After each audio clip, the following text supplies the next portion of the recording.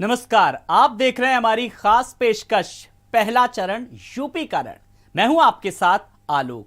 उत्तर प्रदेश में पहले चरण की शुरुआत पश्चिमी उत्तर प्रदेश से हो रही है। पश्चिम में 15 सीटें वीवीआईपीज हैं। इन सीटों पर दिग्गजों की किस्मत दांव पर लगी है। कोई मंत्री है तो कोई चर्चित हस्ती है, कोई विधायकी दोबारा लड़ रहा है तो कोई पहली बार किस्मत आजमा रहा है। 10 फरवरी को पहले चरण का श्री गणेश होगा। जनता भी अब मूड बना चुकी है।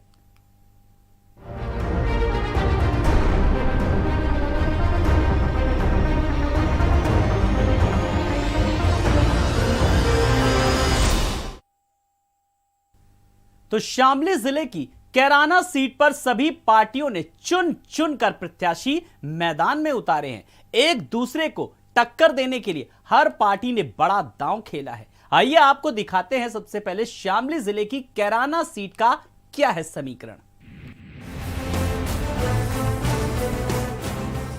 कैराना सीट पर मुकाबला। शामली जिले की कैराना सीट काफी हाई प्रोफाइल सीट है। कैराना से समाजवादी पार्टी और आरएलडी गठबंधन से नाहिद हसन प्रत्याशी बनाए गए हैं। नाहिद हसन के विवादित बयान का एक वीडियो वायरल होने के बाद नाहिद हसन चर्चा में आए। हालांकि उनको नामांकन के अगले दिन ही जेल भेज दिया गया। बीजेपी ने पश्चिमी यूपी के अपने दिग्गज नेता हुकुम सिंह की बेटी मृगांका सिंह को मैदान में उतारा है। मृगांका सिंह ने पिछला चुनाव भी भाजपा से लड़ा था। बसपा ने यहां से राजेंद्र सिंह को उम्मीदवार बनाया है। सपा से नाहिद हसन, बीजेपी से मृगांका सिंह, बसपा से राजेंद्र सिंह और कांग्रेस से अखलाक चुनाव लड़ रहे हैं। सपा आरएलडी गठबंधन और बीजेपी में कांटे की टक्कर है। कैराना में दिग्गज नेताओं ने भी यहां पर प्रचार किया है। पलायन का मुद्दा काफी हवादार रहा है। सपा ने किसानों की बात उठाई और अब जनता को फैसला लेना है। वहीं मुजफ्फरनगर की बुढ़ाना सीट काफी अहम मानी जा रही है। पश्चिमी यूपी में कहीं पलायन तो कहीं पर गन्ना किसानों का मुद्दा हावी है। ऐसे में राजनीतिक दलों ने लगातार किसानों को लुभाने के लिए हर संभव कोशिश की है। आइए आपको भी दिखाते हैं क्या कुछ खास है मुजफ्फरनगर की बुढ़ाना सीट का राजनीतिक समीकरण। बुढ़ाना सीट मुजफ्फरनगर जिले में आती है और यहाँ पर गन्ना किसानों का मुद्दा काफी अहम है। बुढ़ाना विधानसभा सीट से राष्ट्रीय लोक दल के पुराने सिपह सलाहकार और 2 बार से विधायक रहे राजपाल सिंह बालियान चुनावी मैदान में हैं, जबकि बीजेपी की ओर से उमेश मलिक को मैदान में उतारा गया है। बुढ़ाना सीट पर हर दल ने प्रत्याशी चयन में रणनीति बनाई है। राजपाल बालियान जाट समुदाय से आते हैं और उन्हें जाट समुदाय का समर्थन मिलने का पूरा भरोसा है। तो बीजेपी प्रत्याशी उमेश मलिक भी अपनी जीत का दावा कर रहे हैं। बुढ़ाना में मुकाबला काफी दिलचस्प हो गया है। बुढ़ाना में मुख्य मुकाबला आरएलडी से राजपाल बालियान, बीजेपी से उमेश मलिक, बीएसपी से हाजी अनीस और कांग्रेस से देवेंद्र कश्यप के बीच में है। पश्चिमी यूपी में कहीं पलायन तो कहीं गन्ना किसानों का मुद्दा हावी है। जनता सबको सुन चुकी है और अब उसे फैसला सुनाना है। वहीं बागपत में किसी के लिए नाक की लड़ाई तो किसी के लिए साख की लड़ाई। किसान आंदोलन के बाद बीजेपी के लिए बड़ी चुनौती है तो जयंत चौधरी के लिए राजनीतिक विरासत बचाने की भी जंग है।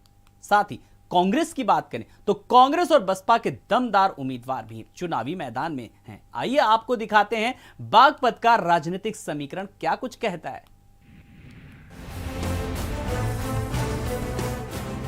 बागपत सीट पर मुकाबला।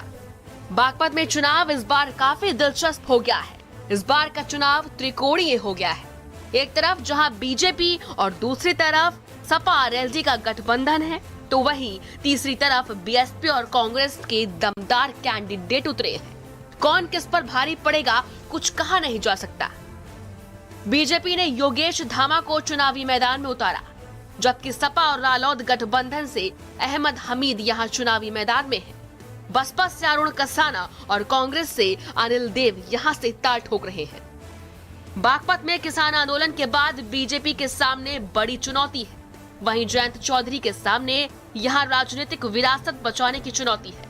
लिहाजा दोनों ही ओर से यहाँ लगातार सीट का परिणाम अपने पक्ष में करने को लेकर प्रयास जारी है। परिणाम को लेकर यहाँ इस सीट पर अभी कुछ भी कहना ठीक नहीं होगा। मुजफ्फरनगर, जिसे किसानों की राजधानी भी कहा जाता है, बीते 1 साल से चले किसान आंदोलन की वजह से इस बार सियासत किस करवट बैठेगी यह तो आने वाला वक्त ही बताएगा। लेकिन सभी राजनीतिक दल अपनी अपनी जीत का दावा जरूर ठोक रहे हैं, पर फैसला तो अभी भविष्य के गर्भ में है। आइए आपको दिखाते हैं मुजफ्फरनगर का चुनावी समीकरण। मुजफ्फरनगर सीट पर मुकाबला। किसानों की राजधानी के नाम से मशहूर मुजफ्फरनगर में इस बार सियासत किस करवट बैठेगी। हर पार्टी जीत का दावा कर रही है और सबने जिताऊ उम्मीदवारों को मैदान में उतारा है। किसान आंदोलन के बाद मुजफ्फरनगर सीट को लेकर अलग अलग तरह की चर्चाएं हैं। कुछ लोग गठबंधन और बीजेपी में कांटे की टक्कर बता रहे हैं, तो कुछ लोगों का मानना है कि यहाँ पर किसी भी पार्टी के प्रत्याशी को हल्के में नहीं लिया जा सकता है। कोई भी किसी को पटकनी दे सकता है। किसान आंदोलन के दौरान बीजेपी के खिलाफ माहौल बना था, लेकिन उस आक्रोश को कम करने की कोशिश भी की गई है। मुजफ्फरनगर में बीजेपी के कपिल देव अग्रवाल मैदान में है। आरएलडी से सौरभ स्वरूप को टिकट मिला है, जबकि बीएसपी से पुष्पांकर पाल मैदान में है और कांग्रेस ने सुबोध शर्मा पर दांव लगाया है। किसानों की महापंचायत और बीते दिनों हुए आंदोलनों के बाद बीजेपी के लिए मुजफ्फरनगर में थोड़ी मुश्किलें जरूर हैं, लेकिन बीजेपी को भरोसा है कि वो फिर से बाजी मारेगी। गठबंधन प्रत्याशी को भी उम्मीद है कि जनता इस बार बदलाव करेगी। वहीं भारत के खेल नगर से मशहूर मेरठ अपने आप में एक अहम सीट मानी जाती है। पश्चिमी यूपी के मेरठ जिले की सरधना विधानसभा सीट पर चुनावी संग्राम चरम पर आ चुका है। मेरठ से 18 किलोमीटर दूरी पर सरधना शहर भी ऐतिहासिक और प्राचीन धरोहर का गवाह है। सरधना में ज्यादातर मुस्लिम आबादी है, जिसमें ठाकुर, जाट और दलित निर्णायक भूमिका निभाते हैं। आइए आपको दिखाते हैं सरधना के राजनीतिक समीकरण क्या कुछ कह रहे हैं।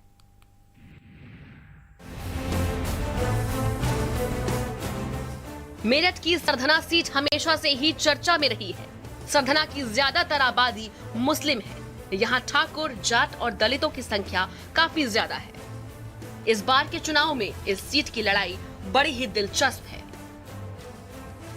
जहां एक ओर बीजेपी ने इस सीट पर मौजूदा विधायक संगीत सोम पर ही दांव लगाया है, जबकि सपा गठबंधन से अतुल प्रधान को टिकट मिला है और कांग्रेस से सैयद रिहानुद्दीन तो बसपा से संजीव धामा चुनावी मैदान में है।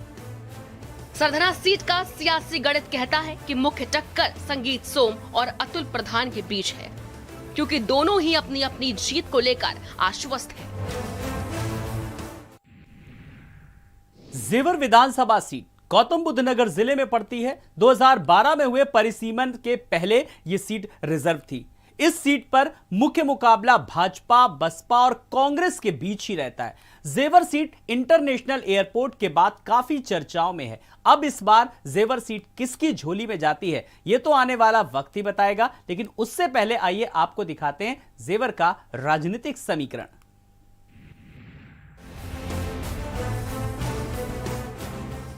जेवर विधानसभा सीट इंटरनेशनल एयरपोर्ट के बाद काफी चर्चाओं में है। सभी राजनीतिक दल इस सीट पर अपनी निगाहें लगाए हुए हैं, क्योंकि रैलियों में सभी पार्टियां जेवर की जनता को अपने पक्ष में होने की बात करती नजर आई हैं। यहां से धीरेन्द्र सिंह विधायक हैं और उन्होंने 2017 में बसपा के वेदराम भाटी को हराया था। बीजेपी ने एक बार फिर धीरेन्द्र सिंह पर ही दांव लगाया है। सपा और आरएलडी के गठबंधन ने यहां से बीजेपी छोड़कर आने वाले अवतार सिंह भड़ाना पर दांव लगाया है। बसपा से नरेंद्र भाटी, वहीं कांग्रेस ने मनोज चौधरी को टिकट दिया है। भले ही मौजूदा विधायक बीजेपी से है, लेकिन अपनों से लड़ाई में इस सीट का परिणाम क्या होगा ये 10 मार्च को पता चल जाएगा।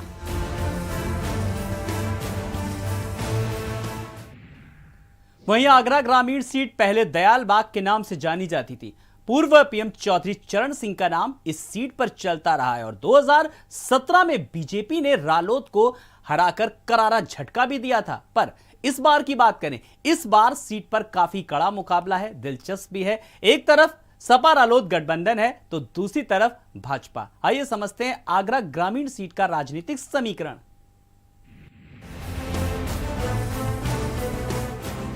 आगरा ग्रामीण सीट पर कभी पूर्व पीएम चौधरी चरण सिंह के नाम का सिक्का चलता था, लेकिन 2017 में यहां बीजेपी ने जीत का परचम फहराकर आरएलडी को झटका दिया था और विजय सिंह राणा को जीत मिली थी। लेकिन इस बार बीजेपी ने इस सीट से विधायक विजय सिंह राणा का टिकट काटकर पूर्व राज्यपाल बेबी रानी मौर्य पर दांव लगाया है, जबकि सपा गठबंधन से महेश कुमार जाटव को टिकट दिया गया है, तो वहीं कांग्रेस से उपेंद्र सिंह और बसपा से किरण केसरी चुनावी मैदान में हैं।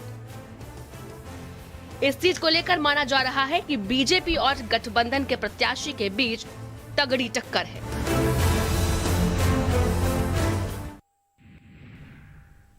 वहीं अलीगढ़ की बात करें तो अलीगढ़ की अतरौली सीट सबसे वीआईपी सीट मानी जाती है। यह बात हम क्यों कह रहे हैं, दरअसल समझिए, ये पूर्व सीएम कल्याण सिंह की जन्मस्थली रही है और यहीं से कल्याण सिंह भी कई बार विधायक रहे थे।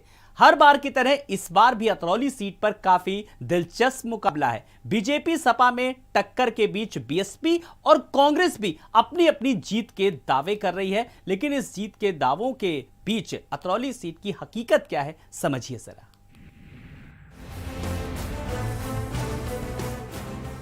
हर बार की तरह इस बार फिर अतरौली सीट का मुकाबला काफी दिलचस्प है, क्योंकि बीजेपी सपा में टक्कर के बीच बीएसपी और कांग्रेस भी दावे कर रही है। हालांकि इस सीट से बीजेपी ने कल्याण सिंह के नाती संदीप कुमार सिंह को टिकट दिया है, जबकि सपा गठबंधन से पूर्व विधायक वीरेश यादव को चुनावी मैदान में उतारा है। बसपा ने यहां से डॉक्टर ओम वीर और कांग्रेस ने धर्मेंद्र कुमार पर दांव चला है। आपको बता दें कि कल्याण सिंह ने यहां से 1967 और 1977 में बीजेपी का परचम लहराया था। इसके बाद वो 1985 और 2007 में भी यहां से विधायक रहे थे। ऐसे में संदीप के सामने विरासत बचाने की चुनौती है, तो सपा के सामने बीजेपी को पटखनी की बड़ी चुनौती है। कान्हा नगरी मथुरा में सियासत की लड़ाई काफी अब दिलचस्प होने वाली है, क्योंकि कान्हा नगरी पर सभी राजनीतिक दलों की कड़ी नजर है, या यूं कहें कि पैनी नजर है। मथुरा विधानसभा सीट पर लगातार 2002 से बात करें और 2016 तक तो कांग्रेस का कब्जा रहा, पर 2017 में श्रीकांत शर्मा ने यह सीट छीनकर बीजेपी की झोली में डाल दी।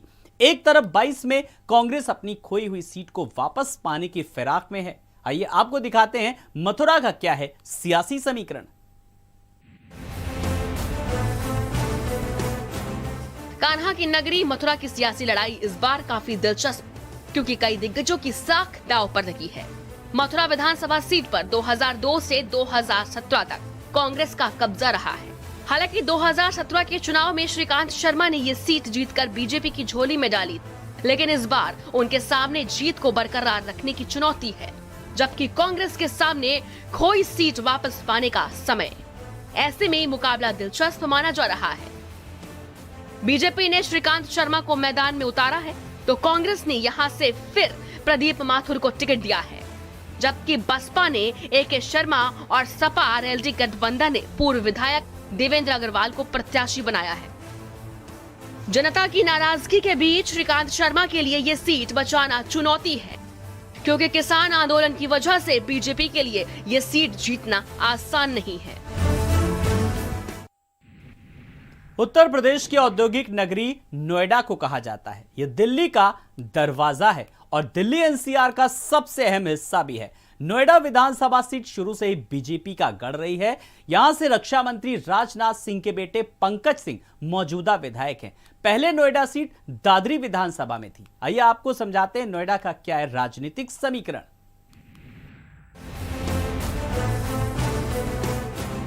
2012 में अस्तित्व में आई नोएडा विधानसभा सीट बीजेपी का गढ़ मानी जाती है। रक्षा मंत्री राजनाथ सिंह के बेटे पंकज सिंह यहां से विधायक हैं और बीजेपी ने पंकज सिंह पर फिर से भरोसा जताते हुए सियासी मैदान में उन्हें उतारा है। कांग्रेस की ओर से यहां पंखुड़ी पाठक को टिकट दिया गया, जबकि बसपा ने कृपाराज शर्मा को टिकट दिया है। सपा गठबंधन की ओर से सुनील चौधरी को मैदान में उतारा गया है। पंखुड़ी पाठक को टिकट मिलने के बाद बीजेपी के लिए यहाँ से जीत उतनी आसान नहीं रह गई, लेकिन इस सीट पर कई दिग्गजों की साख दांव पर लगी है। अब देखने वाली बात ये होगी कि जनता किसको क्या देती है। इसी कड़ी में बात करें मेरठ की हस्तिनापुर सीट की, तो इस बार वहां पर भी मुकाबला बेहद दिलचस्प होने वाला है। बीजेपी को टक्कर देने के लिए सभी पार्टियों ने दिग्गजों को मैदान में उतारा है। कांग्रेस ने यहां से मशहूर अभिनेत्री अर्चना गौतम को चुनावी मैदान में उतार दिया है, तो वहीं भाजपा, सपा और बसपा समेत अन्य दल भी इस सीट पर जीत हासिल करने की कवायद में जुटे हैं। आइए आपको दिखाते हैं हस्तिनापुर का क्या है समीकरण।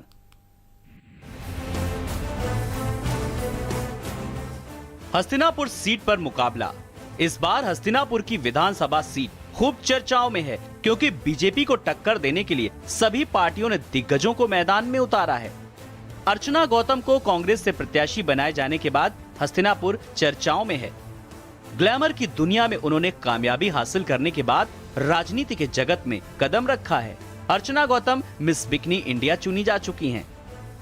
कांग्रेस ने अर्चना गौतम को मैदान में उतारा, जबकि सपा ने योगेश वर्मा पर भरोसा जताया, तो यहां से बीजेपी ने मौजूदा विधायक दिनेश खटीक पर दांव लगाया है। सपा प्रत्याशी योगेश की पत्नी मेरठ नगर निगम से महापौर हैं, ऐसे में यहां मुकाबला त्रिकोणीय होता दिखाई दे रहा है।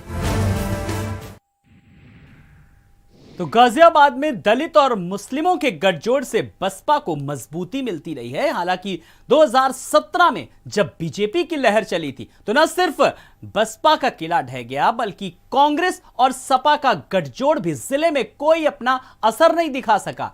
गाजियाबाद सीट पर एक भाजपाई और एक पूर्व भाजपा उम्मीदवार के बीच मुकाबला दिलचस्प होने वाला है। आपको यहां के भी राजनीतिक समीकरण दिखाते हैं।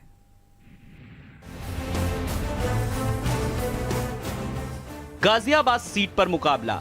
गाजियाबाद सीट पर एक भाजपाई और एक पूर्व भाजपा उम्मीदवार के बीच मुकाबला दिलचस्प होता दिखाई दे रहा है। भाजपा का गढ़ रहे इस निर्वाचन क्षेत्र से योगी सरकार के मंत्री अतुल गर्ग और बसपा में शामिल हुए पूर्व भाजपा नेता के शुक्ला के बीच मुकाबला है। कांग्रेस ने यहां से पूर्व सांसद स्वर्गीय सुरेंद्र प्रकाश गोयल के पुत्र सुशांत गोयल पर भरोसा जताया है, जबकि सपा ने विशाल वर्मा को प्रत्याशी घोषित किया है। इस विधानसभा सीट का चुनाव परिणाम निर्धारित करने में व्यापारी वर्ग के मतदाता खास भूमिका अदा करते हैं। अब देखने वाली बात होगी कि जनता किस पार्टी पर कितना भरोसा करती है। आगे बढ़ेंगे और मथुरा की छाता सीट की बात करेंगे। मथुरा की छाता विधानसभा सीट पर जाट और ठाकुर वोटरों का एक छत्र राज शुरू से रहा है। इस सीट पर 1992 के बाद से रिकॉर्ड है कि यहां से कोई पार्टी 2 बार लगातार चुनाव नहीं जीती है। छाता विधानसभा क्षेत्र में चिर परिचित प्रतिद्वंदी चौधरी लक्ष्मी नारायण और ठाकुर तेजपाल सिंह एक बार फिर ताल ठोंक कर, या यूं कहें कि आमने सामने चुनावी मैदान में हैं। आइए आपको दिखाते हैं छाता विधानसभा का राजनीतिक समीकरण।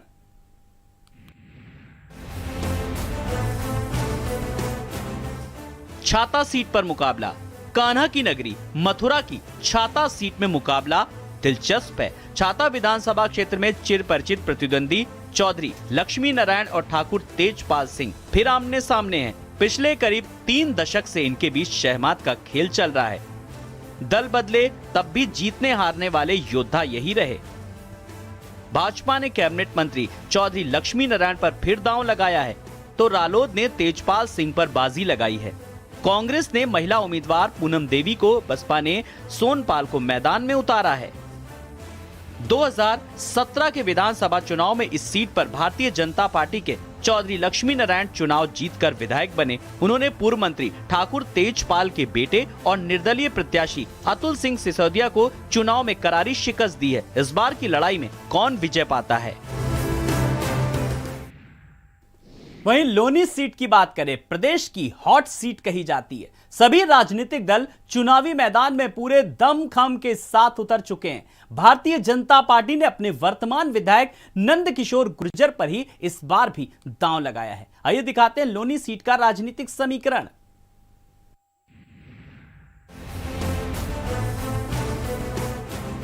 लोनी सीट पर मुकाबला। गाजियाबाद की लोनी विधानसभा सीट पर मुकाबला दिलचस्प है। वर्तमान में यहां से विधायक नंद किशोर गुर्जर हैं। पार्टी ने एक बार फिर नंदकिशोर गुर्जर पर ही दांव लगाया है। वहीं समाजवादी पार्टी और राष्ट्रीय लोकदल के गठबंधन से मदन भैया को चुनावी मैदान में उतारा गया है। बहुजन समाज पार्टी ने हाजी आकिल और कांग्रेस ने यामीन मलिक को चुनावी मैदान में उतारा है।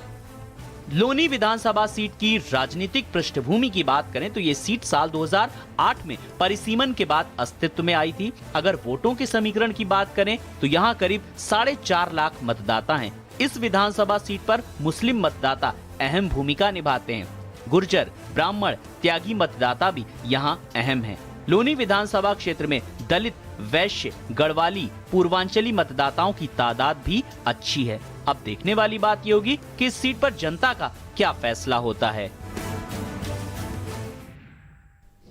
शामली की थाना भवन सीट पर इस बार सभी राजनीतिक दलों की नजरें हैं, जिसे जीतने के लिए राजनीतिक दलों ने अपनी अपनी बिसात बिछा दी है। यह सीट मुस्लिम मतदाता बाहुल्य क्षेत्र है, लेकिन बीजेपी लगातार 2 बार से यहां पर कमल खिलाती आ रही, इसीलिए ज्यादा दिलचस्पी यहां पर नजर आ रही है। आइए आपको दिखाते हैं थाना भवन सीट का क्या है राजनीतिक समीकरण।